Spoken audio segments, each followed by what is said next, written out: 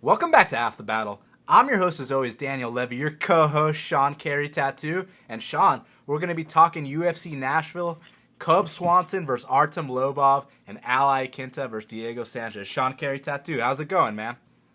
Good, man. You? I'm excited to meet up with you guys in Nashville this weekend. That'll be fun.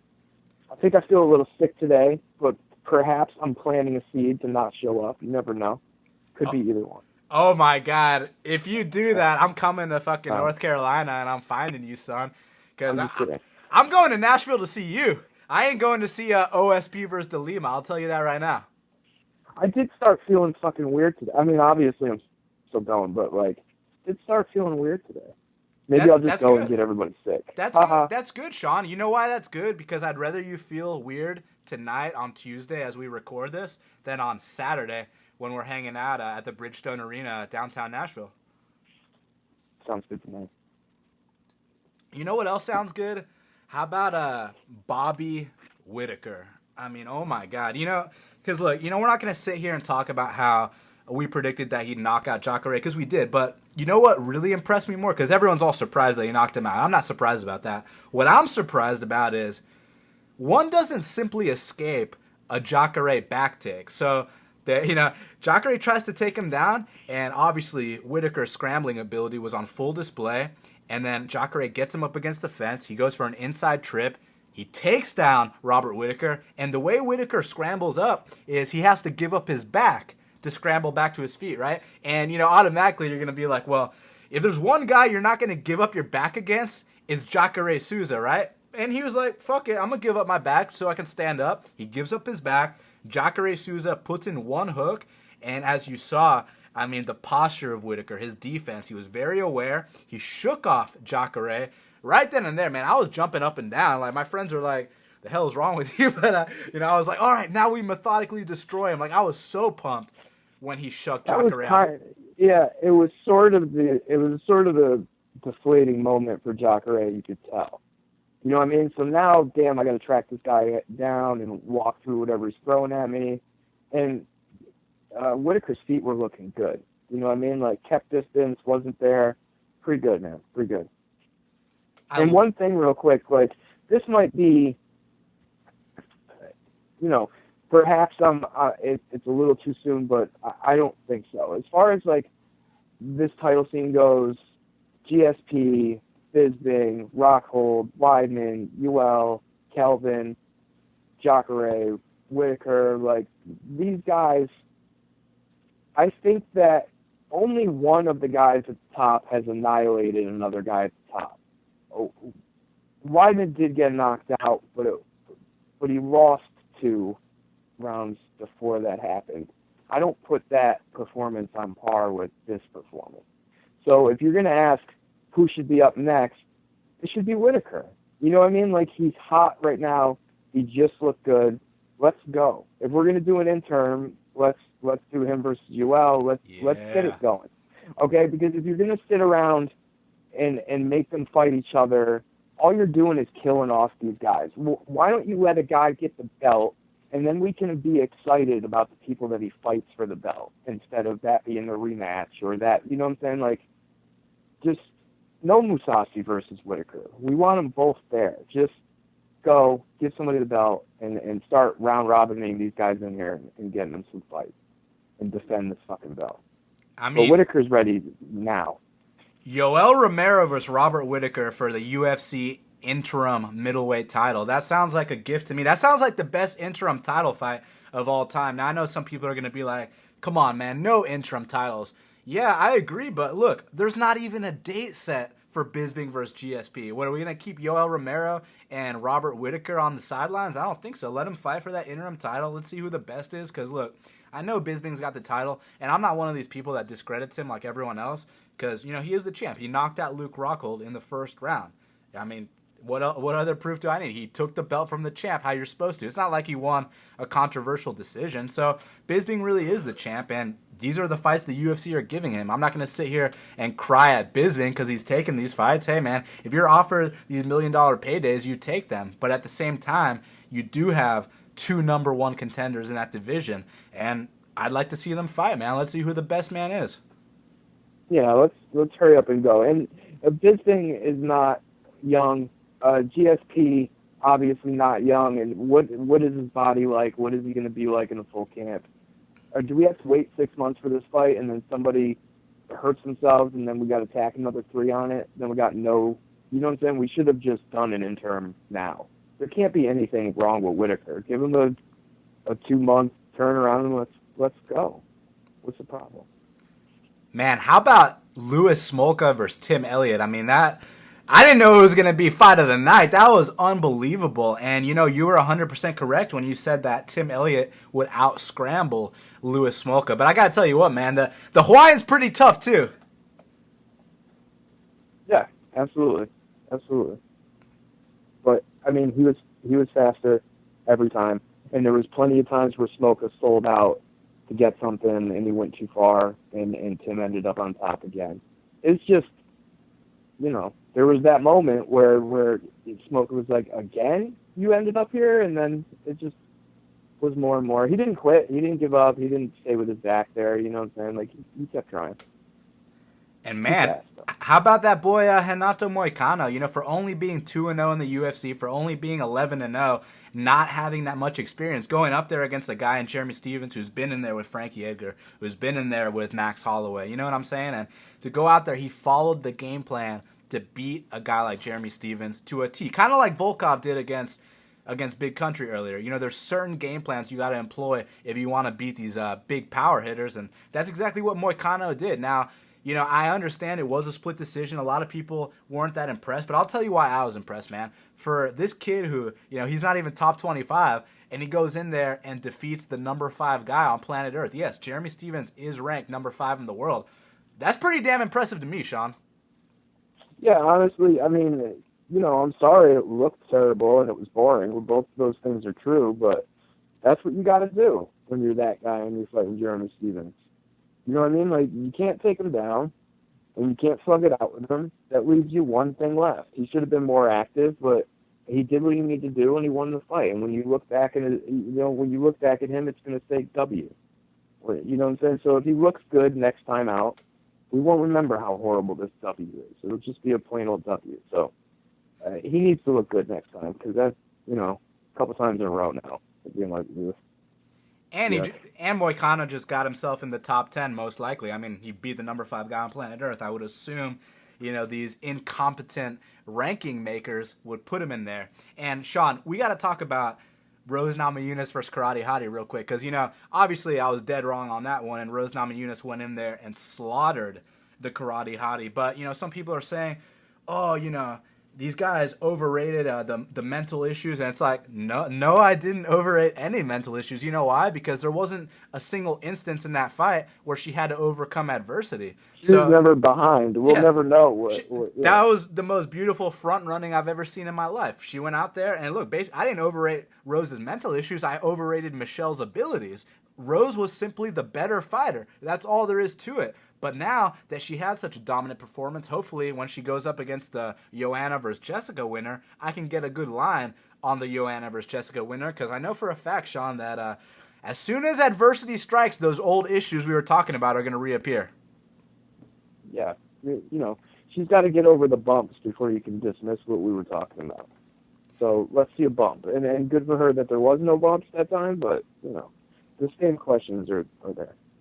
And shout out to Mighty Mouse Johnson. I mean, tied Anderson Silva's title defense record and goes out there against a guy like Wilson Hayes. One does not simply tap out Wilson Hayes. I mean, Brazilian Jiu-Jitsu world champion, he's a black belt, obviously. No one's ever tapped this dude out, and Mighty Mouse did it with an armbar, so that was amazing. Any thoughts on the main event? I mean, that was as dominant as it gets. You know what I mean? Like, you can... I wonder where the tipping point is for DJ, because you can't do anything more right than he did. You can't look any more calm. You can't be more of a professional. Like, he's at the peak right now. And it's like, oh, that's Wilson Hayes. Like, yeah, I get it. But Wilson Hayes, A, is no joke, and B, that was all that was left. You know what I mean? Like, who's beating DJ? You got to catch him and knock him out. You know what I mean? A really huge 35er could squish him and stay on top maybe, but I don't know. 5 rounds against him, you're in for fucking trouble. Like, it doesn't even matter if you win. You're still going to catch an ass whooping. You're going to catch him and knock him out. So he looked great, but, I can't help but to think, that tipping point has to happen soon. I wouldn't be surprised. This is MMA. No one's invincible. So I'm with you, man. I'm looking for the spot. As soon as it appears, I'm going to take that shot, man. But, Sean, we got to talk about UFC Nashville. You were mentioning an ass whooping, and I want to talk about an ass whooping because we got Mike Perry. He's minus 185. The comeback on Jake Ellenberger is plus 160. Sean Carey, what are you thinking, man? I think that I hate Mike Perry. And honestly, there's probably reasons to hate him just because you look at him, listen to him talk, know a bit of his history. Not that I care if you went to fucking prison, but it's like, don't be like the most stereotypical fucking Florida bro ever. He's awful. Skill-wise, I don't know, man. That chin still perplexes me a little bit because the shots that I have seen him get hurt with that are not great. And then we've seen him take some fucking bombs and be okay. So I don't even know what to say about his chin. It's not really going to matter whether he's got a shit chin or a okay chin or a good chin. If Ellenberger cracks you perfect, it doesn't matter. You're still, going to sleep. But, he looked lost out there against Juban. And it's like, if you're not going to brawl with the guy, when you make him think, then we see his problems. Is that how it's going to be with him going forward? Like, he's not really able to push the issue because he's too confused as to what's going on. The wrestling still is kind of a question mark. It looks serviceable the times that we've seen it, but we haven't really seen it be truly tested, and we certainly haven't seen it be offensive yet. So that's a question mark as well. What he has going forward here is, speed. Speed, probably not more power, but certainly enough power. Maybe not a great chin, but probably a better chin. Youth, you know what I mean? Like, this seems, I'm staying away from this one, but on paper, this seems pretty easy. We have no idea what version of Jake that we're going to get. There could be the Jake that crushes Matt Brown. That's a guy. We could get old Jake, who actually has a game plan and might wrestle a little bit. We could get Safadine Jake, who's going to stand there and literally do nothing for 15 minutes. Who knows where the fuck he's coming from? I have nowhere to go in this fight other than obviously on paper the speed and power of Perry gets it done versus Ellenberger's way over the hill chin. But the commodity that is Mike Perry, I am not buying it. I'm not buying it, and I would not be surprised if he landed a haymaker on Perry and just got him the fuck out of there. So I will stay away, but the pick has to be Perry. Well, it sounds like you're not confident, but you know what, Sean? I am, and I'm taking Mike Perry to absolutely destroy Jake Ellenberger and probably retire him. Look, I don't give a fuck if he's some dumb redneck or whatever, man. I could care less. Like, what he does outside the octagon, yeah, he's not going to be a role model for my kids or anything like that, but as far as making money, I mean, shit, you put someone in there against Jake Ellenberger, and most likely I'm betting on the other guy, because Jake Ellenberger, you talk about how, which version's going to show. Dude, the same version is always going to show up. I mean, just because he put Matt Brown away in the first round doesn't mean that this is some different guy. Like, because, look, Matt Brown's one of my all-time favorite fighters. I love Matt Brown, but let's be honest here. Matt Brown is done, man. You know what I'm saying? Matt Brown's peak was when he fought Robbie Lawler. He's never been the same since then.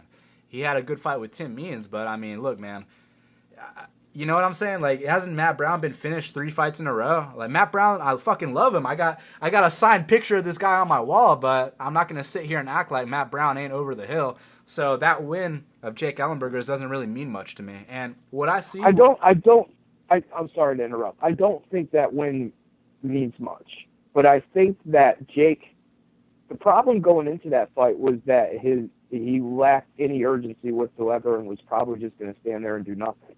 Whether or not that did what it did to Matt Brown and killed him, or just completely missed and then he gassed out and just lost after that, just his willingness to do it was pretty good. You know what I mean? He was tentative versus Masvidal after that. You know what I mean?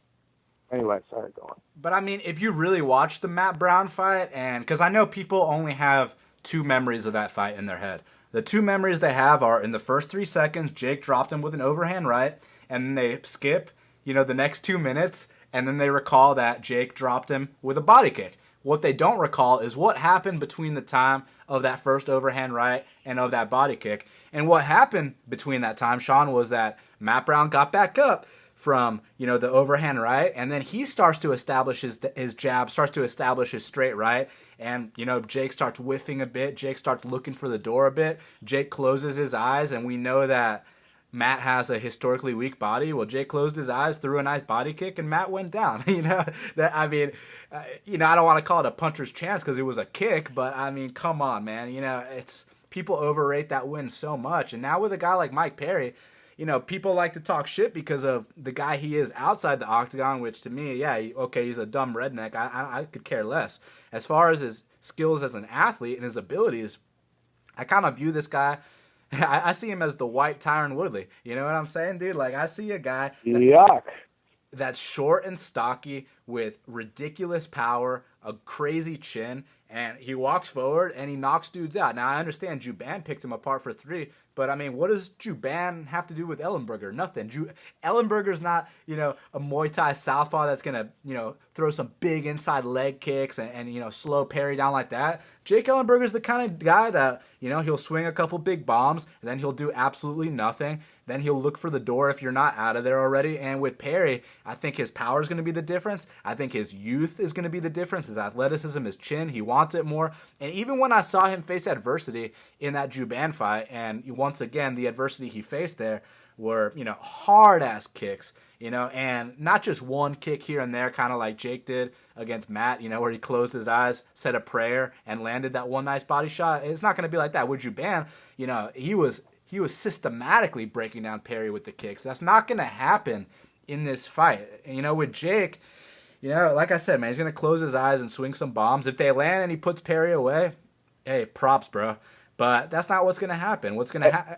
Go ahead. Just the one thing, we can't toss out this idea that we used last week of these choices outside of the cage. I agree. I agree, but what's he doing outside the cage that's so bad? I mean, obviously we have no idea, but when you look at this guy and you know what he's done in the past, I mean, would it be crazy if he got into a fight with his girlfriend 2 nights before the fight, out, went wasted? It wouldn't be crazy. I wouldn't be surprised. The guy is definitely a bit of a head case, but we're talking about Jake Ellenberger, Sean. And we're talking about a guy that, 3 years ago I was making, the yes Jake jokes. Everyone already knows the yes Jake story that's been listening to this podcast forever, so I don't need to go and tell it. Unless you really want me to, Sean. Should I say the yes Jake story?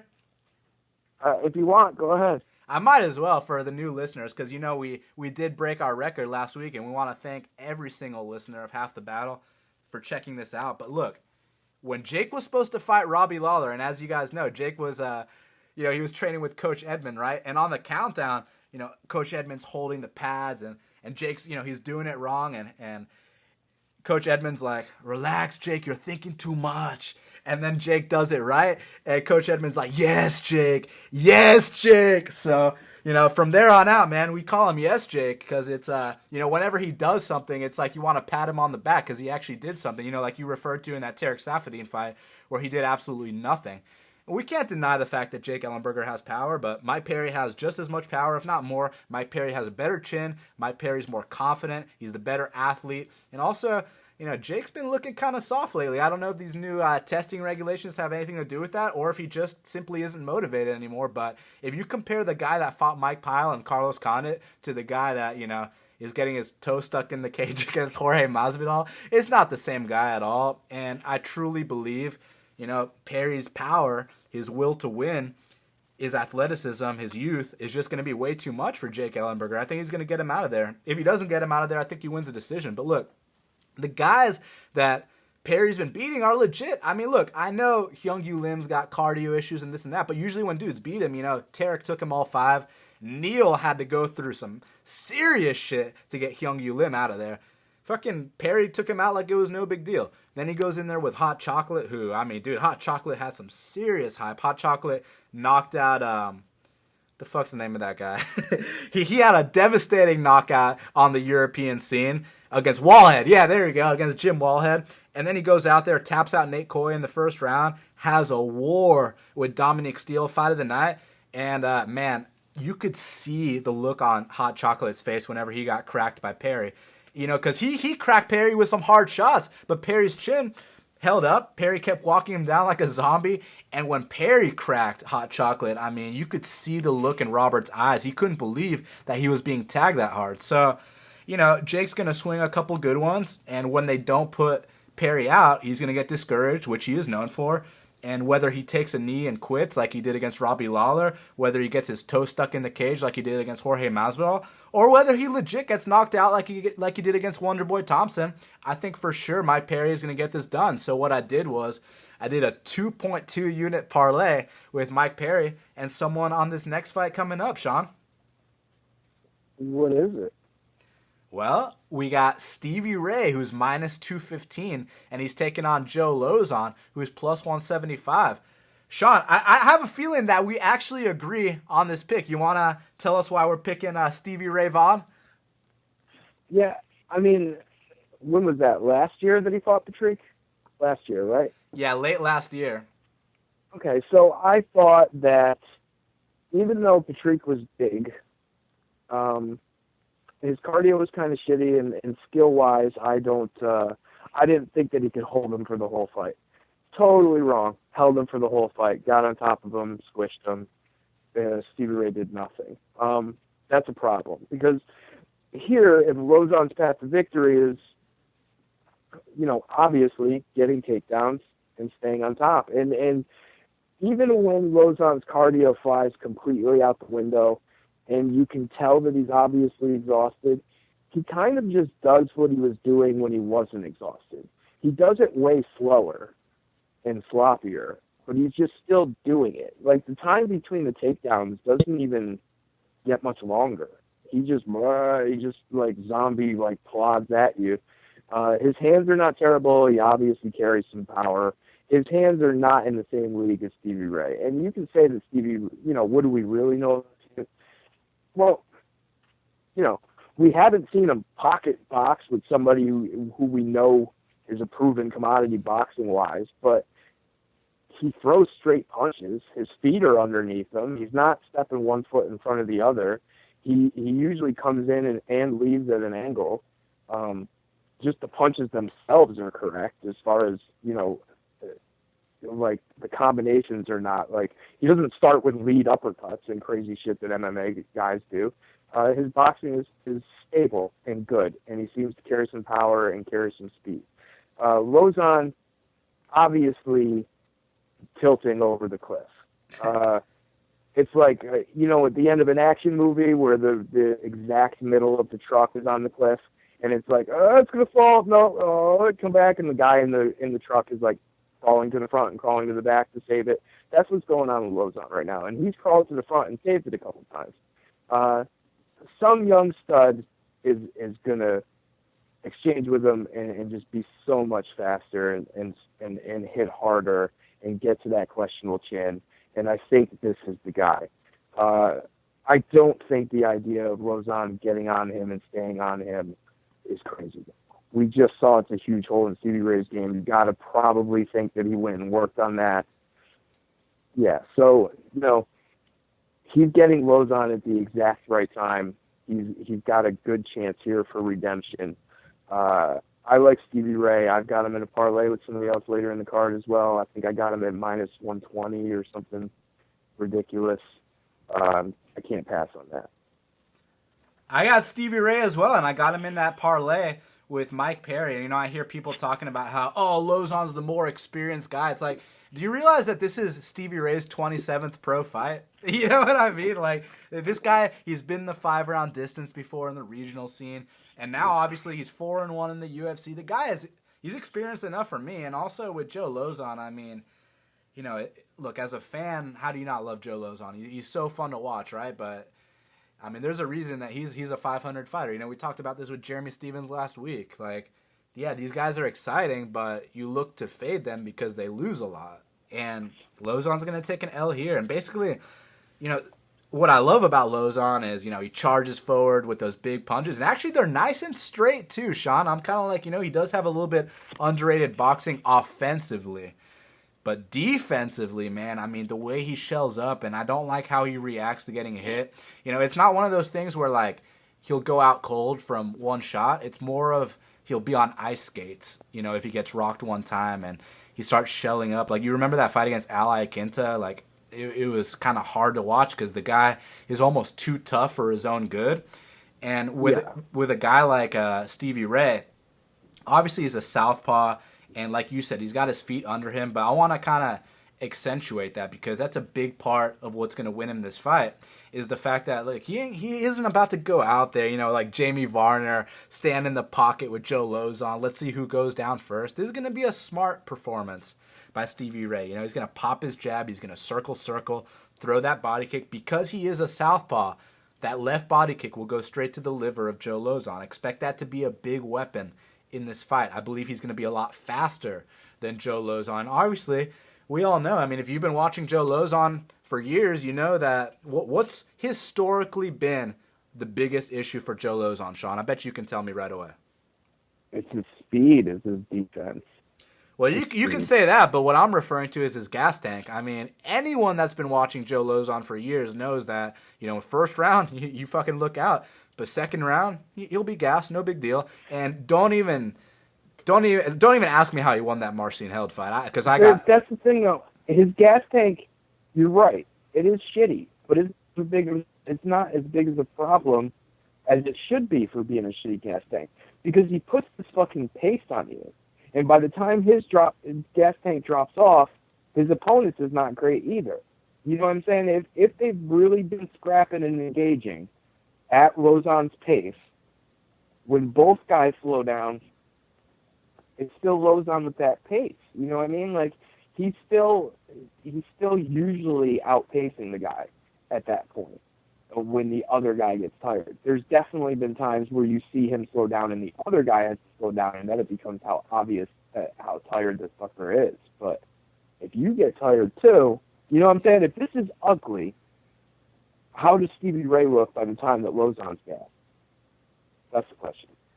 So, I mean, you know, with Lozon, he's so tough that even when he's gassed, he still walks forward and takes those shots. I mean, he becomes a punching bag. He becomes like the walking mummy. Like, I get that. But if you go back and you watch a fight between Michael Johnson and Joe Lozon, you know, I mean, that was like a fucking 30-25, right? It was an absolute massacre. And, you know, why didn't Joe Lozon get knocked out? Well, he is, you know, sometimes it comes down to your toughness, man, because with some guys, you know, obviously chin's a big factor, but with some guys, when they get hit, they kind of make a mental decision to, you know, to not want to be in the fight anymore. Whereas Joe Lozon will never make that decision. He'll always try to come forward, and he becomes a punching bag at that point. So if the Michael Johnson fight was like a 30-25, and, you know, Michael's a fast southpaw, I'd say Stevie's not as fast as Michael, but he can still use the same game plan to win this fight. So that fight was a 30-25, right? So how about this one being a 30-27, which, you know, slightly closer.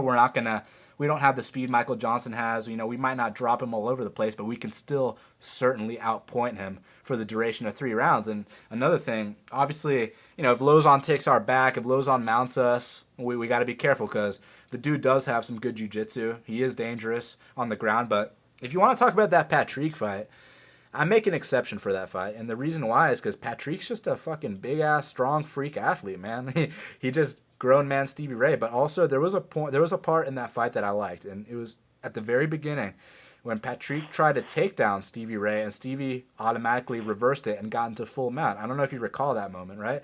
That was like his one. Yeah. That was like his one moment of success. So that to me showed me like, hey man, he's got the technique, but eventually he succumbed to just the athleticism, the strength, and the power of Alan Patrick. Joe Lozon's not known for his strength or his power or any of that. He's known for his toughness and his jiu-jitsu. And, you know, the saying goes, tough gets knocked out. I'm not convinced he's going to get knocked out here. I just think he's going to get picked apart for 3 straight rounds. I think Stevie's going to run around the ring, pot shot him, body kick. Now, whether the audience booing or not, I could care less. But I think Stevie Ray is going to pick up a 30-27. So for that reason, Sean, I put 2.2 units on a parlay with Stevie Ray and Mike Perry. And the theme is pretty constant, not just in this parlay, but throughout the entire card, that taking, the young up-and-comer over the, the over-the-hill, the fading veterans. And sometimes the fading veterans come through. Sometimes they shine with their experience. But with a guy like Stevie Ray, like I mentioned earlier, this is his 27th pro fight, man. This isn't some dude that needs seasoning or this or that. He's ready to make his run right now. So I think he's going to go out there and defeat Joe Lozon, Sean. I agree with you. But if this gets ugly, we're in trouble. I mean, there's a reason I didn't max bet it. 2.2 units, not a big deal. Look, because I saw someone tweeting the other day, oh, I lost 5 units tonight. I need to reevaluate my life and stay off Twitter for a week. Like, you'll never see me say anything like that because I don't risk enough to where, like, I'm in deep shit if I lose. Like, if I take an L, like, okay, cool. Yeah, big deal. I know I'm going to get it back. Like, it's just not a big fucking deal to me. Now, if I were putting, 11 units on this parlay, like some of these frauds that claim they put 11 units on multiple bets, okay, then I have reasons to be worried. But for 2.2 units, this is just one bet in a long-term game that, I'm winning at, Sean. I don't think it's that big of a deal, and I think Stevie is going to come through for us, so I'm excited. And Sean, we got John Dodson, he's minus 410, and the comeback on Eddie Wineland is plus 330. Now, last time I faded Eddie Wineland, Sean, was actually my biggest underdog hit that I've ever cashed in my entire life. That Johnny Eduardo plus 850. But man, similar to that fight, I see John Dodson exploiting the same holes that Eduardo exploited. And I'll explain what I mean. Now, I know Dodson's a minus 410 favorite, so, obviously I'm not going to bet something that price. But the reason that I bet Eduardo is because, look, Eddie Wineland fights with his hands down and his chin up straight in the air. Now, he's got a lot of power. He can catch guys when they're coming in, and obviously, his takedown defense is on point. But when you talk about a guy like John Dodson, who, if you listen to the show, I'm not a fan of his, but who cares if I'm a fan or not? I mean, I got no issue describing his style. Dude is fast as hell. He can close the gap like it's no one's business, and he can knock dudes out. Now, okay, real quick, someone's going to be like, why don't you like John Dodson? Yeah, I don't really like, grown men that wear pajamas in public, Sean, but it's a different story. But in this fight, man, I feel like Wineland's going to have his hands down, his chin up like he always does. And, Dodson, sometimes he doesn't pull the trigger. But in this fight, I think he will because he's going to close that gap, and I think he's going to blitz Eddie Wineland and potentially get him out of there. Now, what do I want to happen? Man, it would make me so happy if when John closed that distance that Eddie caught him with a straight and put him down. I mean, that'd be incredible, but I don't think that's going to happen. I think Dodson's got this one as the line indicates. I have 2 bets on this card that I like a lot. I'm using both of the guys twice, which is pretty rare. Dodson is one of those. Usually my breakdowns are not about the technical things, but in this breakdown in particular, when you go back and watch tape, the thing that I see the most happening in this fight is that Dodson will punch last. That's what it seems like. He will throw something hard, to open, to open an exchange. It is a jumping in straight that's hard, that's meant to hurt you. But a lot of times that's just a bait to counter, because what he really wants is to counter off the counter. And he goes last in a lot of his exchanges. And a lot of times he's the one landing last too.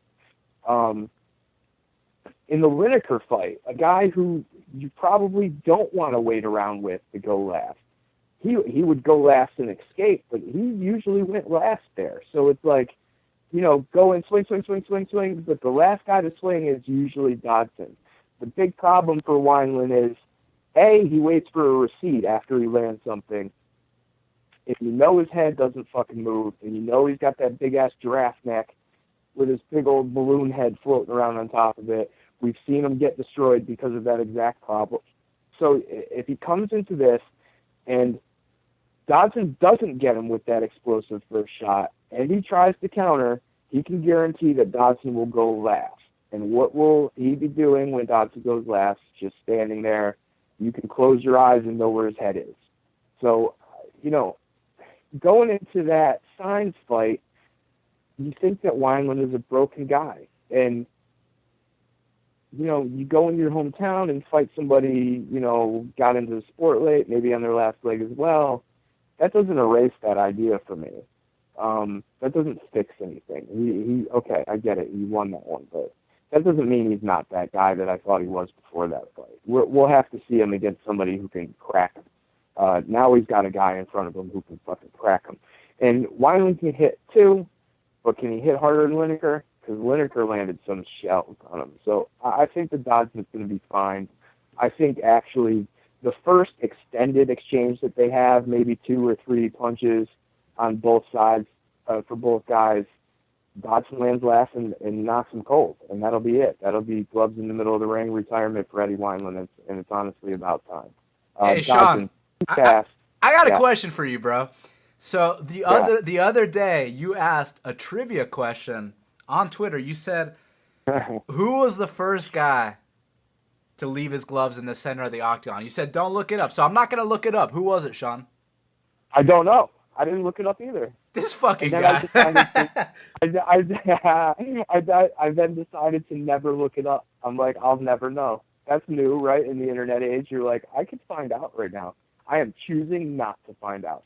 So go ahead and tell me if you want, but I'm not looking it up. So there. I was gonna joke around and say Mark Munoz, but it's probably like Hoyce or Randy or No, I don't think it's old. That was around my guess too. It wasn't Mark Munoz, but it was that era. It's not. I don't feel like that's an old thing. I feel like that's like 3-4 years. Somebody will find out now and look it up and tell us. So we'll find out. But hey, first person to tell us who was the original UFC fighter to leave their gloves in the center of the octagon gets a shout out on Half the Battle. No one gets shout outs on Half the Battle for some reason, and it's nothing personal. It's because we're so engrossed by the fights that we forget, right? That's why. Yeah, and then if you guess it right and tell me, and you go to Nashville, I'll kiss you on the neck. That's an extra bonus. And I'll buy you a beer for your sorrows. Now, Sean, we gotta talk about a guy that's from Tennessee, a guy that I've seen fight live like 3 times, and he's 0-3. So actually, he's 0-2 because I saw him lose to Glover, and I saw him lose to Johnny Bones Jones. So maybe third time's the charm, Sean. Maybe he's finally going to get back on track because we got OSP. He's minus 185, and the comeback on Marcos Rogerio Pezao de Lima is plus 160. Now, I understand why the line is a little closer. You can make the argument that OSP is falling off the cliff a little bit, but, here's the thing with this matchup, Sean. Firstly, is that guy Volkan Ozdemir that just beat OSP? I mean, is he legit a jobber that beat OSP, or is he actually pretty good and we just don't know about him? I thought he looked like shit. I thought he looked, you know what I'm saying? Like maybe if he had some cardio, and that was the debut, so who knows what it's really like. But man, he had some volume. Like he was throwing a bunch of head kicks at OSP, and he went there from the start to try to win the fight, and I was impressed by that. Now, the difference between a guy like Ozdemir and a guy like Marcos Rogerio de Lima is that Marcos Rogerio, he's not going to systematically pick you apart. He's not going to break you down round by round. He's one of these guys that, to use a Sean Carey term, he sells out. And basically, he either finishes you in the first round or he quits in the first round. And that's usually how it goes in a de Lima fight. I mean, you recall his fight with Clint Hester. In that fight, he was able to drop him and tap him out. But then you recall his fight with Antigulov, and, he goes for a guillotine. It doesn't work. And, then he lets you tap him out. And you recall the fight with Krylov, tapping out to shit that's not even locked in. But then you watch his fight against Jeremy Kimball, and, I know on paper it's, he knocked him out in the first round. But if you actually watch that fight, so Jeremy Kimball throws a big overhand right. He falls over, and then de Lima hits him once or twice while the guy's on the ground and wins the fight. Hey, take a win by any means necessary, right? But, I mean, it's not, you just don't sit here and tell me like, de Lima's he's so improved, he learned from his mistake. No, he didn't. He's the same guy he's always been. So, I think this is a fight where OSP can get back on track. Look, I know he went in there with John Jones. That was his Super Bowl. He went the distance, which is like, to him it was like an accomplishment, whereas to other fighters, they're like, man, I fucking lost. I'm pissed.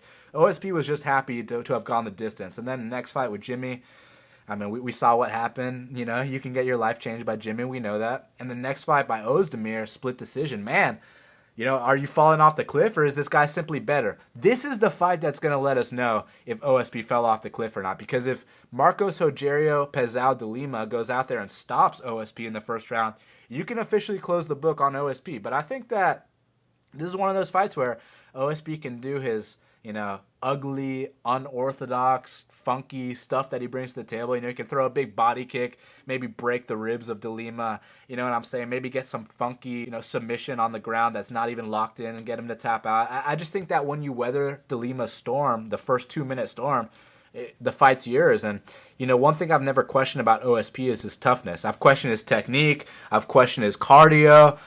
But I've never questioned his toughness. I know the guy's got heart, so I know he's got a lot more heart than De Lima. I'll tell you that right now. So as long as he doesn't get stopped in the first 2 minutes, I think this is his fight, man. So I'm going to go with OSP to finish De Lima. Now, real quick, Sean, do you know how the origin of this is his fight to lose, that saying, how that got started? Because I almost said it there. I almost said this is OSP's fight to lose, but I don't really understand why people say that. Why can't I say this is his fight to win? I don't know. Where's it come from? Do you know? No, I thought maybe the veteran Sean Carey knew. No, I've just always heard that. I think that's way before me, too. We need somebody to look that one up, too. Hey, first person to tell me that gets a half the battle prize pack. Because, Sean, I mean, like, why say... It's on the neck. Why say this is his fight to lose if, like, I think it's his fight to win? Because he's got to fuck it up. Like, the guy can't beat him. He's got to lose. You know what I mean? Oh, okay, that makes sense. Which is kind of true. So yeah, like Case was DJ's fight to lose, like. Say again? So Hayes was DJ's fight to lose? Yeah. DJ would have had to fuck up in order to lose that fight. Which Okay. is even more obvious, in the rear view. But, this fight is like the easiest fight in the world to break down. You can watch, 3 fights ever in your life and understand what's happening here. Like, the entire spectrum of things that you can do as an MMA fighter, De Lima has, like, a sliver of that spectrum. He can't out-tough you. He can't out-kick you. He can't out-grind you. He's not a submission wizard. He's not this. He's not that. He can do this tiny thing, and he can hit you with a hook and knock you out. And that's really, like, it. You know what I mean? Like, you can widen it a little bit and say he can hit you with a huge power strike and do something to you, or nail you with that and then sub you, although that's still, due to the first part. And that's not going to get you many wins. But the problem is, for OSP, especially recently, of course, that tiny sliver is more than enough to beat OSP. You know what I mean? Like, both these guys are absolutely prone to coming apart at the seams for numerous reasons. Cardio is terrible. And where De Lima quits, OSP does not quit, but he just makes the worst fucking decisions that you're just like, what? Like, you could have maybe limp-legged out of that, but instead you, like, fall with the Kimura. That's, like, half. I don't know what the fuck you're doing. Like, all that is because of being tired.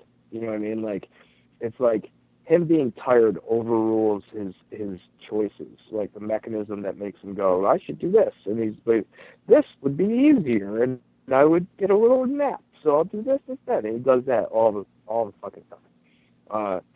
De Lima, on the other hand, he's like, oh, my tiny sliver did not, kill the guy. I haven't, that's all I had, so let me just, hopefully it's a body shot or a sub or something where I don't have to get my face rocked. But the next one of those that happens, I'm out of here, and that's what he does often. So it's tough to call because I assume that OSP either nullifies or survives De Lima's opening shit.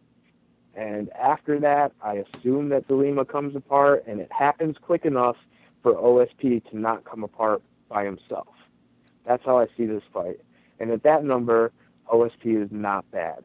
But after what just happened to OSP, and after, in this particular matchup where it only takes one, I will run for the hills on this one. The pick is OSP, but money-wise, no way. The co-main event of the evening, we got Iaquinta. He's minus 420, and the comeback on Diego.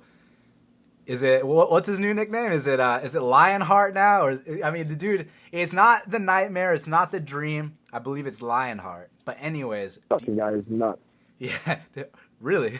So Diego Sanchez is plus 335. Now, okay, so here's the thing. If I'm guaranteed the Iaquinta of a few years ago, the guy that made Joe Lozon go on ice skates, the guy that knocked out Ross Pearson, the guy that somehow, don't ask me how, but somehow won a split decision against Jorge Masvidal. If I get anything remotely close to that guy, I think that, it could be an easy contest. But when you take a 2.5 year when you take a 2.5 year layoff, you quit the sport. He did quit the sport. You guys remember, he retired.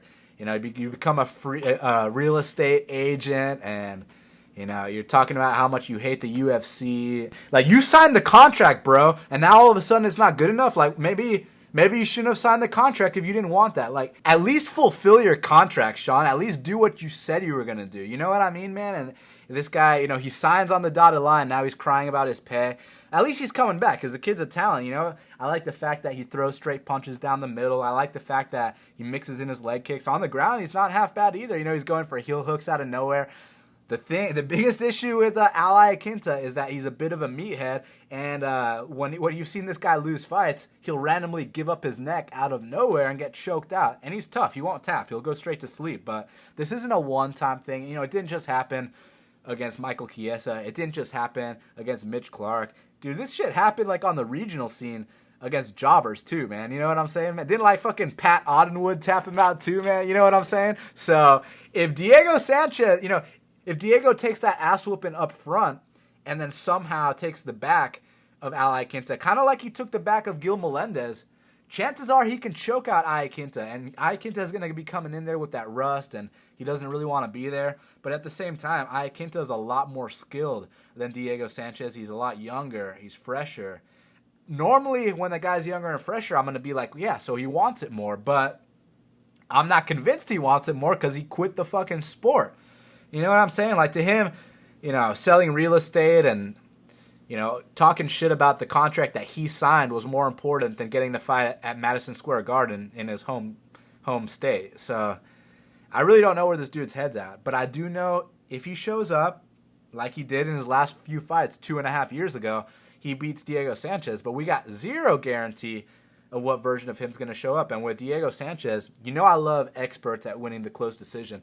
I don't even think Diego's an expert at winning the close decision. I just think that he's, coincidentally won a couple close decisions that he should have lost, like the Pearson fight, like the Martin Kampmann fight. And the reason why he wins those fights is because, he obviously takes a lot of damage, but he stays in your face. He throws a lot of punches at the air. And you remember the Leonard Garcia effect. A lot of these judges, they value that volume, even if it's not effective, even if it's not landing, man. So you always got to be wary when you bet against Diego Sanchez because the dude absolutely has the capability of winning the controversial split decision. And I love my controversial splits, but I don't trust either guy in this spot. I think Al's probably going to win, but I don't fault anyone for taking the shot on Diego Sanchez here, man. And if you're doing that, I hope you cash, my friend. I've got one unit on Diego at plus 320. Here's why. Iaquinta, when he was at the height of his game, whatever that was, I didn't think he was that great anyway. You know what I'm saying? He's obviously prone to brain farts. He seems to carry some power. His punches seem good. His wrestling is, at least capable of keeping him on his feet, where his best assets are. But it's just dumb things. That Mitch Clark was not like you got me. It was like, here's a chance to get me, here's a chance to get me, here's a chance to get me. Okay, now you got me. Dumb move. You know what I mean? Like, lots of dumb things. And like you said, like meat-heady things. Secondly, there's not really any interview of any UFC fighter. Rampage maybe, he doesn't count as a UFC fighter. That nobody's as dejected as Iaquinta is. He seems to really not be into it. He seems to really not like the UFC. He really seems to want to be out of it. You know what I mean? So, maybe he'll get out of it after this one. It might be a good idea because he's certainly not into it. That's a huge break. What do you think about your career if you're this guy who's building momentum and people are talking about you and then nothing? And you know what I mean? Like, that's a long sit on the shelf right there. A long sit on the shelf. And I know you're injured and I know you're trying to come back, but you can tell how frustrated he is when he's like, yeah, I'm not coming out to the New York one. I'll be sitting on my couch watching it. I need more money. I might as well just do this. Remember the story that he told about going to the beach and they were mad at him and he's like, I don't need a boss. I don't need people telling me what to do. And okay, dude, you know what I mean? Then work for yourself as a real estate agent then. Maybe try that. And, the layoff versus fire thing is absolutely something I stick to. In this case, it's not really like layoff versus fire because it's not like Iaquinta is going to start slow and Diego is, pinpoint accurate in the beginning, but it's more of like an attrition type thing. It's more of like Iaquinta blasts Diego in the face. Diego puts his hands down, waves him forward, and then rushes forward with 3 or 4 stupid punches at that point. Can Iaquinta keep himself out of that type of fight? Can he not brawl back right there? Could he win a brawl and knock Diego out right there? Fuck yeah. But can a guy who's been sitting on the shelf that long be thrown into this kind of fucking bloodbath, like a scrap right off the bat? Can he keep up with Diego in a scrap like that? Gonna find out. We know Diego can keep up. We know if he can survive that kind of fight, how he comes out in the 3rd round. He usually wins them. And even when he doesn't win them, he wins. And what Diego does is, like, we don't need to break down what Diego Sanchez does, but here's what he's definitely going to do. He's definitely going to give us a 100% honest fight where he tries to win with all of his fucking ability. He's never done anything less than that, no matter how bad or how good he's looked. You know what I mean? Like, we've seen him get confused, we've seen him slow down, etc., but he is constantly trying to win. I don't think that Iaquinta is smart enough to fight a disciplined fight. I think he fights Diego's fight, and Diego has been beating people who are better than him his whole career. This is just another guy who's probably better than him that he's going to beat just because you didn't have what you needed that night. You know what I mean? And I don't think Iaquinta's got it this time. I don't think he's ready to come off the couch and have this kind of fight. So I like Diego just for 1 minute. Best of luck, man. I hope you win a controversial split decision. Well, Sean, the main event of the evening, we got Cub Swanson. He's minus 680. The comeback on Artem Lobov is plus 490. And I see a little red arrow on Artem Lobov. That means some money's been coming in on good old Flobov. So quite interested to see what people are thinking with this one. I mean, just like we normally do with these mismatches, I kind of like to make a case for the underdog because, it is MMA, anything can happen. But basically, Cub's better everywhere. He's more athletic. He's more dynamic. He's faster. He's more experienced, more high level, more everything. So for Artem to win this fight, basically Cub has to disregard everything Artem does. He has to go in there with his hands down. He has to get countered when he overcommits with something. The same way that Artem put away all those jobbers he fought on The Ultimate Fighter. And maybe the same way he won his last 2 fights, even though we both know that's not about to happen to Cub Swanson. So it's all about Cub getting caught here or not. If Cub doesn't get caught, he's gonna be the one that catches Artem, man. Cub, he does some real creative shit, cartwheel kicks, but obviously his main thing is his punches, man. I love that they come from the hip, but they're dynamic, they're accurate, and they'll follow up with a huge kick. And he just loves to fight, man. He's wild. He's fun out there. He's creative. He calls it beautiful destruction. So, barring something crazy, and this is MMA, crazy things can happen, Cub's going to win this fight. So, I mean, I ain't about to bet a minus 700. I know there's probably one guy out there who's going to put 4 units on a minus 700. I'm not that guy, so I'm passing. You got anything for this main event? I sure do. I've got Swanson inside the distance. And the reason why I have Swanson inside the distance is because Swanson is an excellent fucking fighter with still quite a bit left in the tank. I don't even want to break this fight down because this is like a shitty regional guy who should not even be here versus somebody that he's so incredibly out of his depth. I don't like minus 700 on Cub might be pretty valuable, honestly. Like 5 rounds for Cub Swanson right now. You went life or death with a Japanese club fighter. Good job, good job for you. And here's the thing about this fight that's super important for Cub, because you know where Cub wants to go in his career, right? Cub knows he's creeping up on the end. Cub knows he's got a lot left. Cub knows he just had the fucking fight of his life and looked fucking great and fun and the ability to be popular, the ability to sell pay-per-views. What do you think after Cub dismantles this clown and crushes his face? What do you think the first word out of his mouth will be in the post-fight? Conor McGregor. Yes. Conor McGregor. You, Artem Lobov, are going to take a proxy beating for Conor McGregor. And it sucks because Conor McGregor is probably about 50 times better than Artem Lobov. And Cub Swanson is probably 30 times better than Artem Lobov. So now you're going to be like, here, Cub, you want to show up? You want to look good? You want to make a major call-out that's going to get some buzz because you know that fucking dickhead Conor has to respond? Kill this guy. Call out Conor. Tell him what you did to his friend. Main event, 5 rounds. Make it your moment. He will. He will do that. He will stomp the shit out of this guy and do it fancy ways. Cartwheel kicks, crazy punches, the whole fucking deal. Cub is going to look excellent. He's going to shit all over this dude. Take Cub inside the distance. It's minus 160 last time I checked. Take it.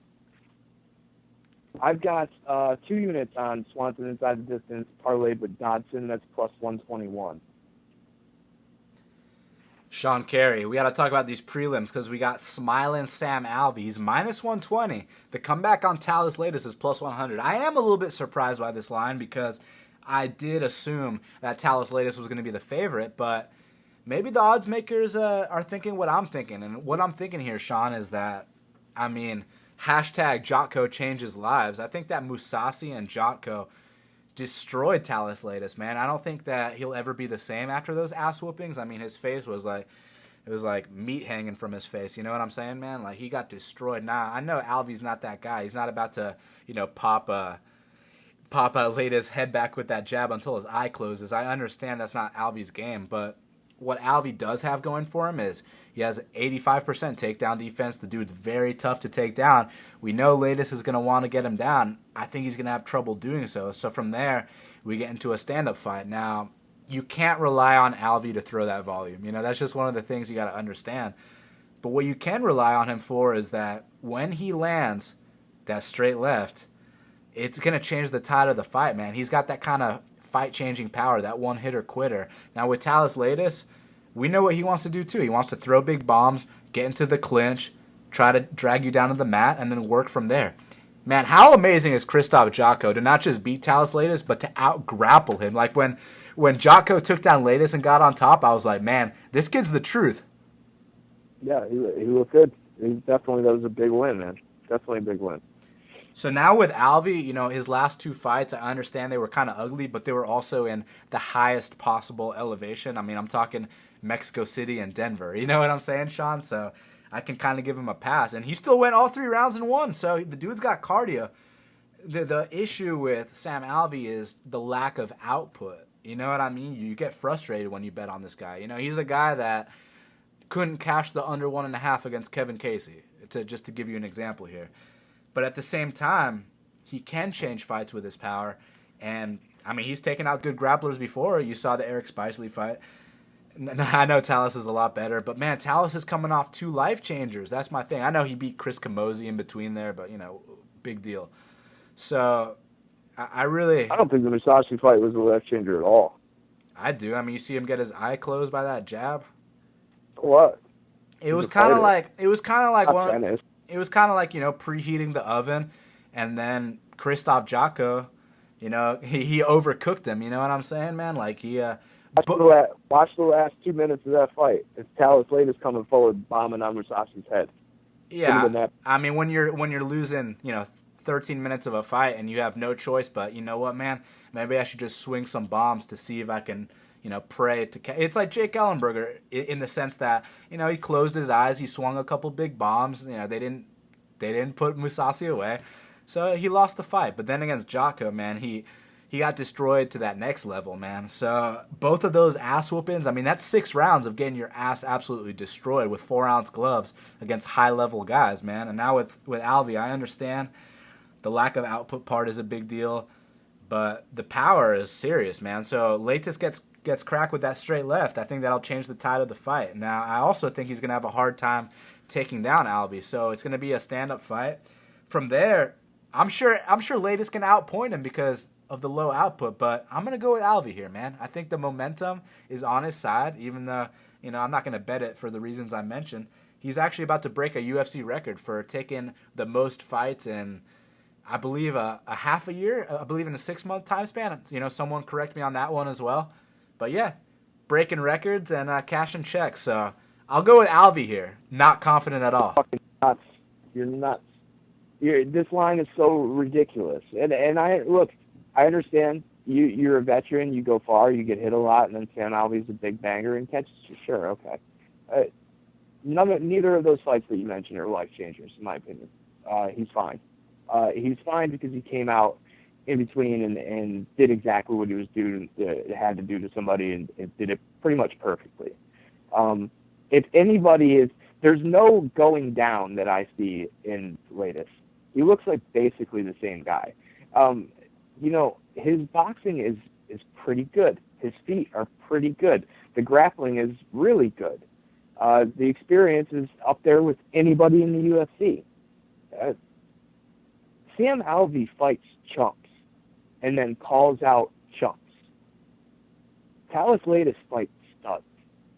You know what I mean? Like, there's a huge difference here. And Sam Alvey might have the power, but he certainly doesn't have the speed. And when it comes down to it, when you're getting your ass whooped in a fight, wing some big bombs. Wing some big bombs. And if they get them, great. If they don't, you tried. Don't do what Sam Alvey does, which is just stand nothing. Stand there and let the clock just tick away, man. Let the clock just tick away. And he does that because he's waiting for this perfect thing. And he gets you there, and he pushes you up against the cage, and one little snippy movement right there, and he picks up his big, stupid, fat feet and resets them and then follows you to a different side of the cage. And you can do that to him for a whole round if you want. When he gets set to punch you, you can give him a little jab and a little leg kick, and he'll have to reset and follow you. And you string a couple of those together, and that's 3 minutes. And you just won the round. You just did nothing and won the round. His takedown defense is a myth. I understand he is tough to take down, especially against the cage. We've also seen him just get his clock cleaned as far as getting taken down. We've seen his cardio kind of take a shit occasionally. We've seen it be good, too. But, I mean, what this really comes down to is Sam Alvey has a puncher's chance, and he's the favorite against a proven guy with tons of skills everywhere.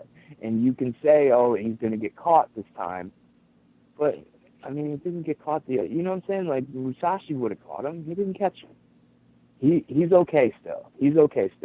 And he can beat guys like Alvey still. We can see the limit of who he can and can't beat. But he can beat guys like Alvey still. Because Alvey, while he will put that pressure, he doesn't really do anything with it when he gets there. I like Leitis big in this fight. I like him pretty easy. I do think he gets takedowns. I do think he crawls all over Alvey. And standing up, he more than holds his own. He throws probably twice as much and lumps Alvey up. We didn't even touch on Alvey's defense, which is basically non-existent. He's okay with getting hit, so he can try to hit you back, which is great if the guy wants to stand there and let you hit him back. Here's the thing, Sean. So you remember that Elias Theodorou fight, which was one of the ugliest fights we've ever seen in our lives, and the reason that Elias was able to win that fight is because he point fought and he ran away.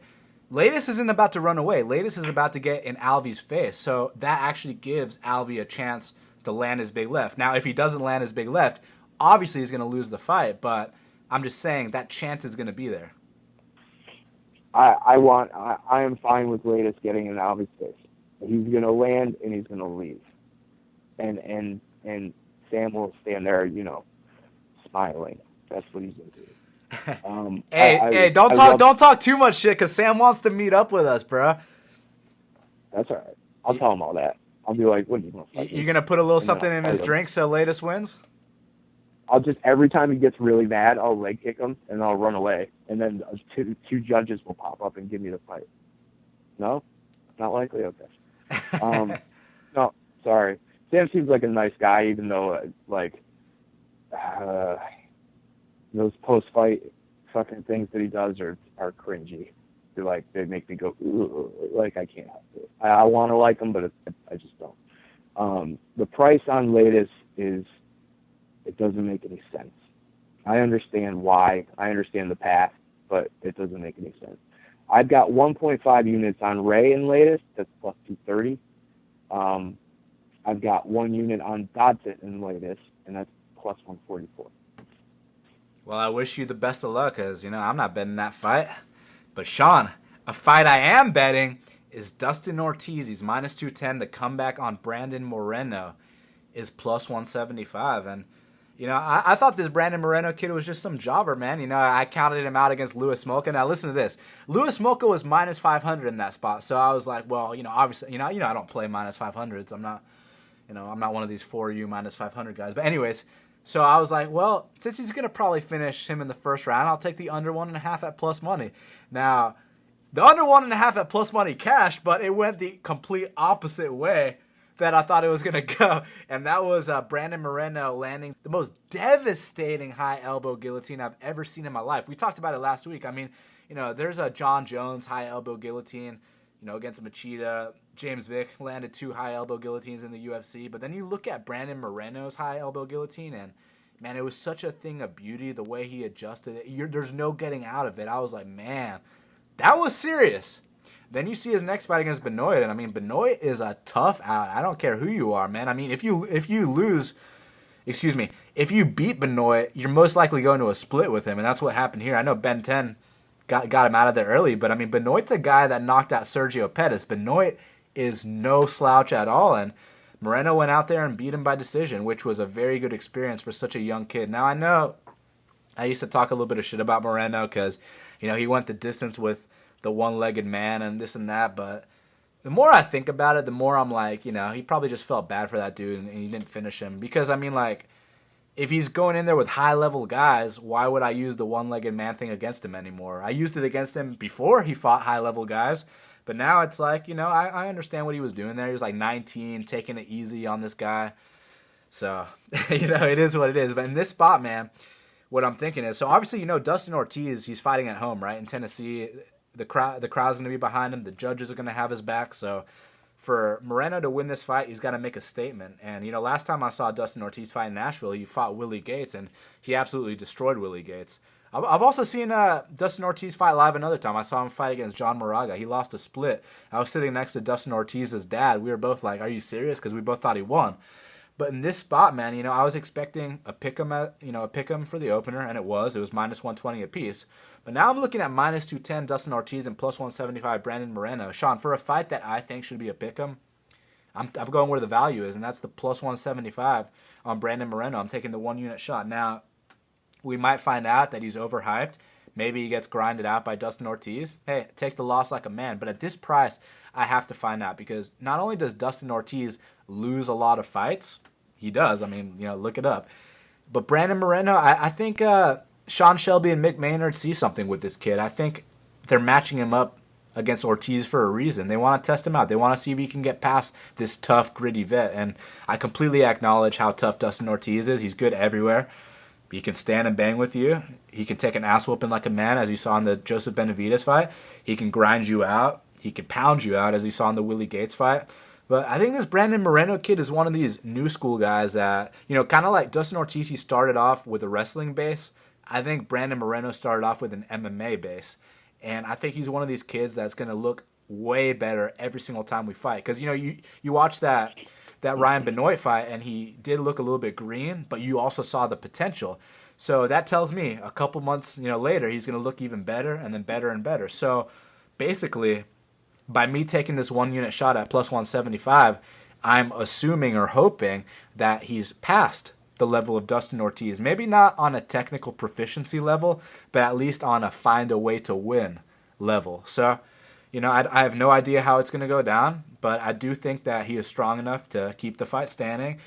He obviously has heart. When we saw him get tagged against Benoit, it's not like he covered up, took a knee. He didn't pull a Jake Ellenberger. When he got tagged by Benoit, he swung back. That's all I can ask for. You know what I mean? Fight back, do your best. And plus 175, I'm willing to see if he can fight back and do his best and hopefully pull out a victory here. I know it's Dustin Ortiz in Nashville. That's a tough proposition to bet against, but you know what? I see some talent in this kid, so let's see what he's all about, man. I'm taking a gamble on him. Yeah, I disagree, but I have no bet, so I'll be rooting for you. I feel like there's not a lot to say about this one. It's basically, can Brandon Moreno shock Dustin Ortiz? Dustin Ortiz has proven himself to be unshockable. The guy does not get finished. He's got 6 losses. They're all decisions. He is competent and competitive with anyone. Now he's at home with a humongous experience gap with a guy who's probably small enough for him to grind on. And that's exactly what's going to happen. He will trade with Brandon Moreno. He'll give as good as he gets, but as soon as they get chest to chest, Brandon Moreno will either drop for something or get taken down or scramble and lose, just like anybody who gets beaten by Dustin Ortiz does. And then Dustin Ortiz stays on top, lands ground and pound, wins scrambles to keep him there, and wins with 30-27.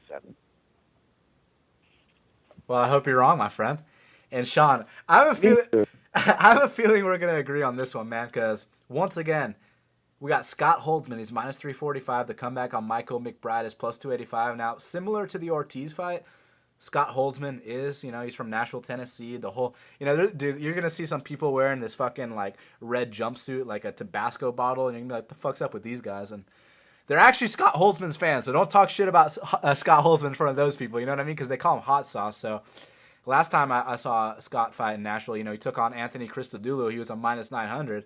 He put him away in the 3rd round, but, man, he had to go through some shit. But I'll tell you what, he's come a long way. For one of these hockey guys that got into MMA, I never have high hopes for them. But, man, Steve Bossy proved me wrong because, look, Steve Bossy overcame the 2nd most devastating knockout in UFC history, and then he went on to win 2 more fights in the UFC. So Steve Bossy's my hero, Sean. You know what I mean? I got a lot of respect for that kind of thing. But Scott Holtzman, man, even though he is kind of stiff on the feet and he loses decisions to Drew Dober. The ceiling's not very high, but I'll tell you what, man, he has made improvements. And that fight with Josh Emmett, I actually thought he went out there and beat Josh Emmett. He took him down a couple times, rocked him with some hard shots. He's a tough hockey brawler, man. And Michael McBride is what we like to refer to as a jobber. Someone that's brought in to lose, someone that's brought in to make me look good. And I think that Michael McBride is being brought in to make Scott Holtzman look good in Nashville.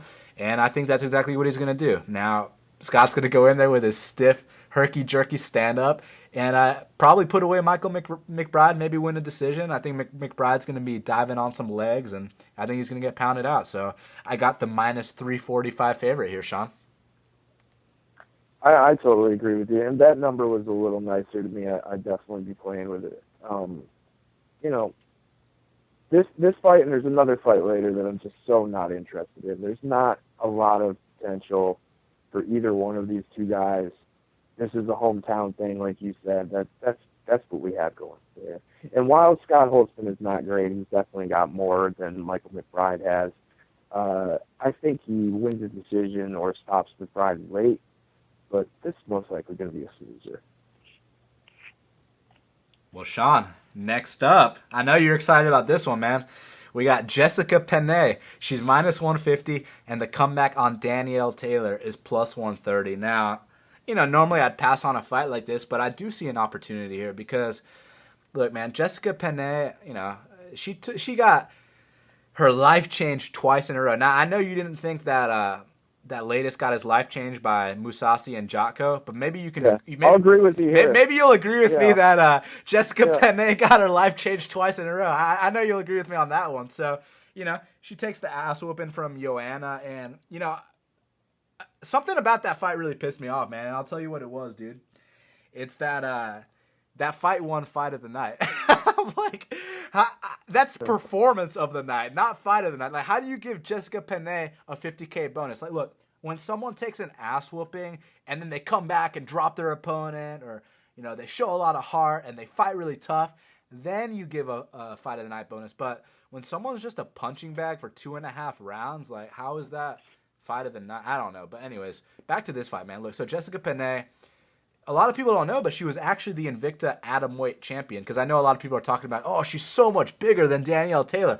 Look, she's taller than Danielle Taylor, but let's not sit here and act like this is a normal strawweight, because this is a former atomweight. The only reason she's fighting at strawweight is because that's the only division for her, besides bantamweight, which we know that's not going to happen. So we're dealing with two atomweights here. So let's just get the whole, Penne's a weight class bigger than her talk out the window, because that's total bullshit.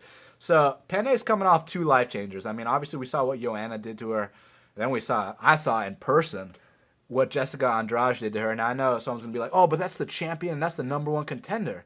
You're right. You're 100% correct. But can we both agree that the damage is done? Can we both agree that she had 2 facial reconstruction surgeries? Like, it was not good. You know what I'm saying, Sean? So basically, she had plastic surgery after the Joanna fight. She comes back, gets her face destroyed again against Jessica, has another plastic surgery. Now she's coming in here against Danielle, who's obviously a step down.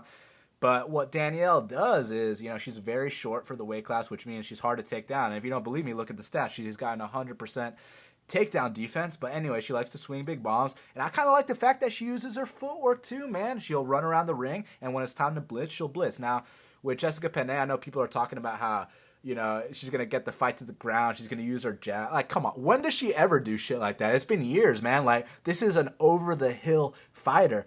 And I think this is a perfect spot to take the underdog shot. Now, only a 1-unit shot, because, there's still a chick fight. There's still Danielle Taylor, who we can agree is a jobber. But Jessica Penne is so far gone that why not take plus 130 to bet against her? Because, look, similar to Ronda Rousey and Amanda Nunes, remember how Ronda got hit one time and then the fight was over? Like, let's not even worry about the 80 follow-up shots. Just the first shot that Amanda landed, that was the end of the fight. You know what I'm saying, Sean?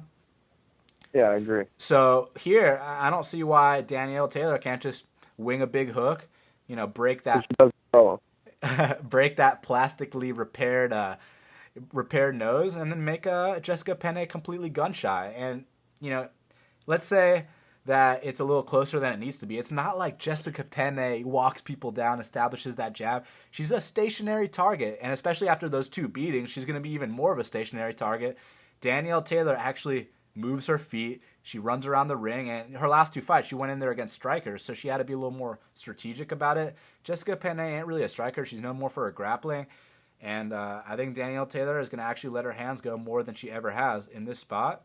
And for 1 unit at plus 130, I will always fade someone coming off 2 life changers. So, yeah, I'm taking the 1 unit shot on Danielle Taylor, Sean. Wish me luck. I can't blame you, but Jessica Penne comes out on her bike, tries not to get her face rearranged yet one more time, stays at distance, throws weird kicks and stupid jabs and punches that miss repeatedly. The only time that the distance gets closed is for Penne to put Taylor in the clinch, which she's way better than there. She can land shots in the clinch and start to grind on Taylor a little bit and win a decision that way. Danielle Taylor will follow her around and look for the perfect time to throw this big caveman clunky on the top of the head. Could totally happen. And if one lands clean, that's probably going to do it. You're probably right. But I don't think she does. I don't think she throws enough. I think when she's worried about things like, teeps and jabs and things that you really shouldn't worry about if you're a short inside puncher, but she will. She will worry about those. She'll stay completely inactive and stand outside, have her moments, but basically just lose the fight because she's not pushing the issue. I like the over 2.5 here, and I've got it in the parlay with something else. Well, what a surprise. He likes the over 2.5 in a strawweight fight. But that said, man, I hope you cash that, and I hope I cash Danielle Taylor as an underdog. And another underdog, we got Joe Proctor. He's currently plus 279, and Brian Barberena is minus 350. Now, Sean, little history. This is the first time in Brian Barberena's UFC run that he opens as the favorite. Interesting, right? So we know he beat Sage Northcutt. He beat Warlley Alves. Sean, let me ask you something. What do Sage Northcutt and Warlley Alves have in common, aside from being overhyped? The major frontrunners? Yeah, exactly. They both gas after the first round. They both are first-round fighters, and then they have nothing left. So with a guy like Barberena, he takes that ass-whooping up front, and then when you have nothing left, okay, cool, I got better cardio than you. I'm just going to put it on you and win the decision or, choke you out with an arm triangle that's not even locked in, that's on the wrong side, like he did to Sage, right? So in this fight with Proctor, now I completely understand that Proctor is a jobber, but hear me out. Hear my reasoning for taking a one-unit shot on him. This is why I'm going to do it. So before I watched the tape, I was like, oh, man, Barberena is about to whoop his ass. I might have to parlay Barberena. But then I watched the tape, and I'm like, dude, Proctor is actually live here, and the reason why he's live is because, like I mentioned, the guys that Barberena beats are guys that fade after round one, front runners. That's not what Joe Proctor is. Not that Joe Proctor's some, knockout artist, because he's not. What he is he's just, your run-of-the-mill fighter, but he can go all three. And that's so important in this spot. And another thing that Joe Proctor has going for him, go back and watch that fight with Magomed Mustafayev. I know the only thing people remember is that he got finished, but what they don't remember is dude was landing some fucking hard and fast kicks against Mustafayev, before he got stopped. And I believe those kicks and also those punches, similar to Joe Lozon, he's got that kind of blitz where, he blitzes you with those straight punches. He's kind of like a diet Joe Lozon or, a Joe Lozon light, that kind of thing. That's a poor man's Joe Lozon. That's what Proctor is. And I think that he's faster than Barberena. I think that he can actually pick him apart, as crazy as that sounds. And I don't think he's going to fade, which is what gives Barberena that chance to come back and win. So, man, I'm actually going with Joe Proctor here. And I was so surprised that I'm picking him. But once I saw the film, I kind of had to, because even if you watch that Mustafayev fight, now let's talk about the finish. So Mustafayev hit him with a beautiful liver kick. Do you remember when Mustafayev fought Kevin Lee and he rocked him in the first 10 seconds with that body kick?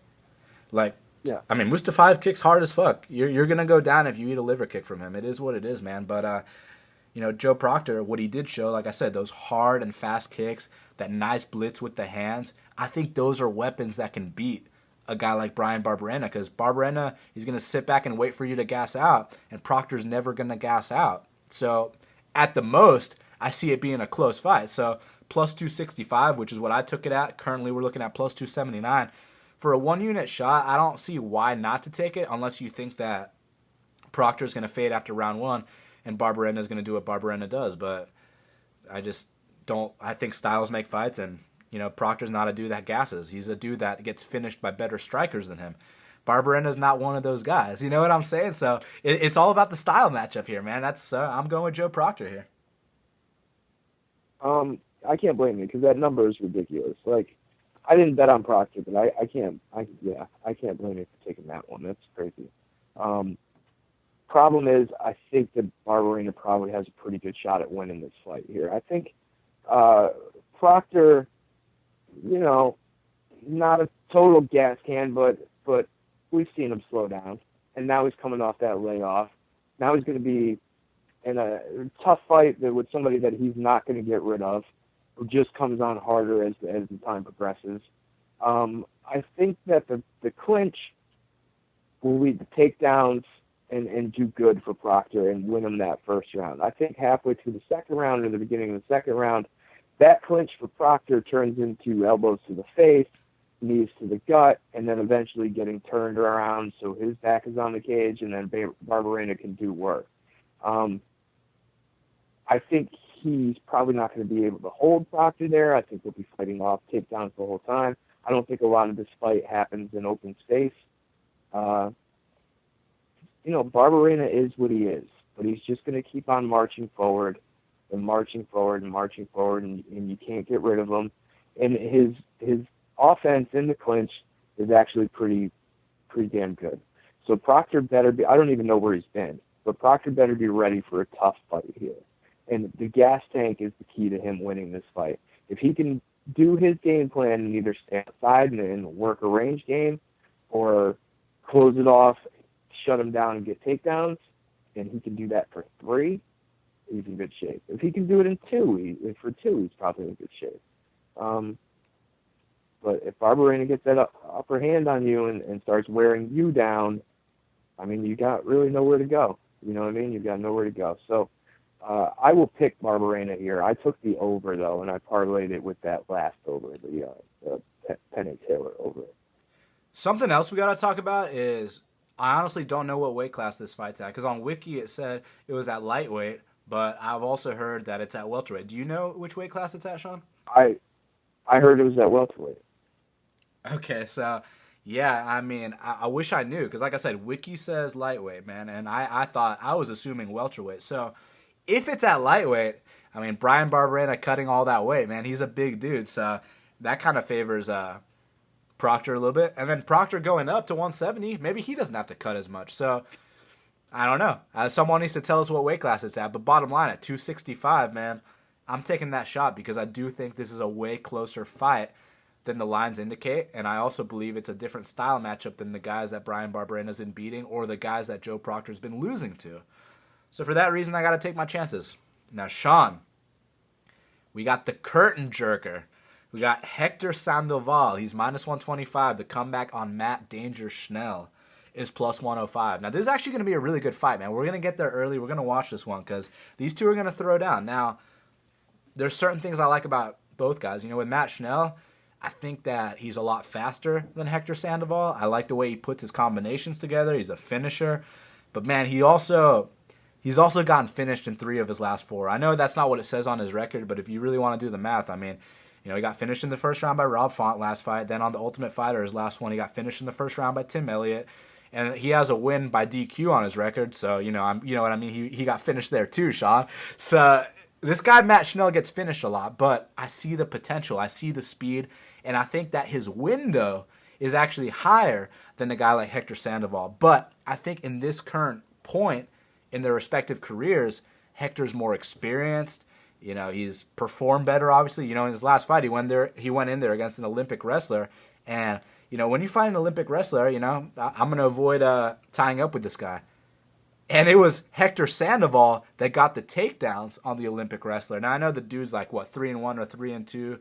So you might not think it's that impressive, but still, when guys beat Freddie Serrano, they usually beat him on the feet. They don't beat him by taking him down, and Hector Sandoval had 0 objections to taking the guy down. So I was very impressed with that. It was a very mature performance. So Schnell's the faster guy.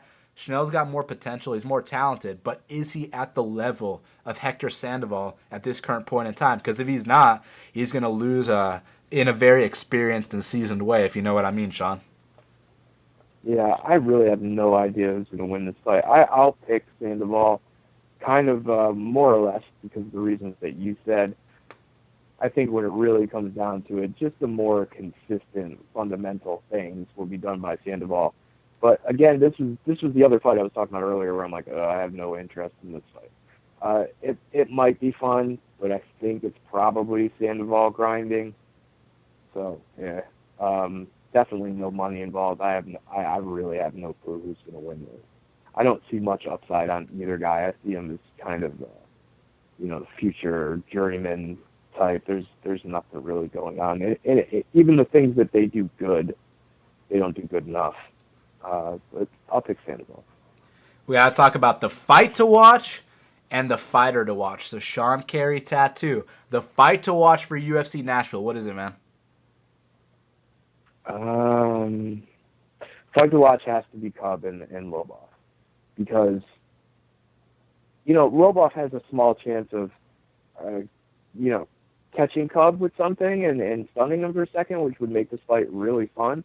The other outcome is that he does nothing at all besides get styled on the whole time, which is always fun, because the better Cub feels against you, the cooler it gets, the more fun stuff he does to you. As soon as he thinks he can, land a 1-2 cartwheel kick to a flying knee, he's going to try it, and that's awesome. So I always look forward to watching Cub fight. Cub has these modes where he's like, he'll get rid of all that shit and settle down into this boxing mode, where his boxing is actually really good. Like, he'll stop worrying about takedowns and stop worrying about kicking the other guy and just like really square up, get close, and box with you in the pocket, which I would love to see him do against Lobov. All of Lobov's punches are crazy incorrect. There's no way, even this is a one-sided drubbing as I think it's going to be, there's no way it's going to be a boring one. So as far as fight to watch, it's got to be this one as far as excitement potential. My fight to watch is Mike Perry versus Jake Ellenberger. Look, there's not really many boring Jake Ellenberger or Mike Perry fights. Even when Jake Ellenberger takes a knee and quits, it's still not boring. It's still fun to watch. I mean, I loved watching Robbie Lawler whoop his ass. And on the flip side, he put on a very nice effort against Matt Brown. And Mike Perry, goes in there, knocks out Hyung-Yu Lim, knocks out Danny Hot Chocolate, goes the distance with Alan Juban. This is the time for him to rebound. And no matter what, I think someone's getting knocked out. So, Sean, for that reason, that is your fight to watch. So, Sean Carey Tattoo, who is the fighter to watch for UFC Nashville? Who is the fighter to watch? You go first. I can't think of it. Sean, my fighter to watch is Brandon Moreno. Look, he's coming off 2 very impressive wins in the UFC against some very tough guys. Louis Smolka. Look, Louis Smolka, I understand he's on a 3-fight skid, but Brandon Moreno is the only guy to finish him. Not only did he finish him in the first round with one of the most impressive submissions that I've ever seen. Then he goes the distance with a vet in Benoit in his next fight. Now he's got the chance to fight another vet, a very tough, grizzly grinder in Dustin Ortiz. Not only is he fighting this guy, Dustin Ortiz, he's fighting him in his backyard in Nashville. So for that reason, Sean, Brandon Moreno is your fighter to watch for UFC Nashville. Well, I think the fighter to watch is going to be Cindy Dandois, because nobody wants to watch it. It's a weird pick, but it's probably got to be Dodson, because honestly, he's probably still capable of fighting in 2 weight classes. He's probably still capable of beating anyone except for DJ in either of those 2 weight classes. He has the tools to do whatever he wants to. You know what I'm saying? Like, he can wrestle you a little bit. He can knock you out with single punches. He can out-volume you, although we've seen issues there. But he can do basically anything he wants to anybody. It just depends on any given night and who he's fighting, as long as he's not DJ. When you compare it to the rest of the card, sure, let's see Dodson get a nice enough fight.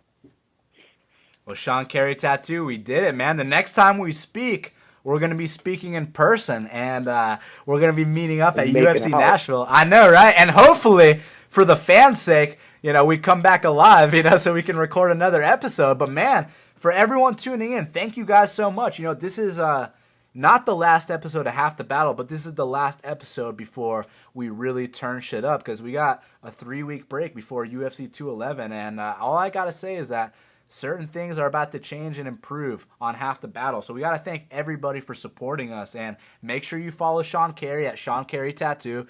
Make sure you follow me at Best Fight Picks. Go to Best Fight Picks for the plays. My plays are always free, and they're winning, as you guys know, up 33 units this year. And Sean Carey's also killing it. He's on a hot streak. We both have completely different betting styles, but we're both winners. So tail us if you'd like.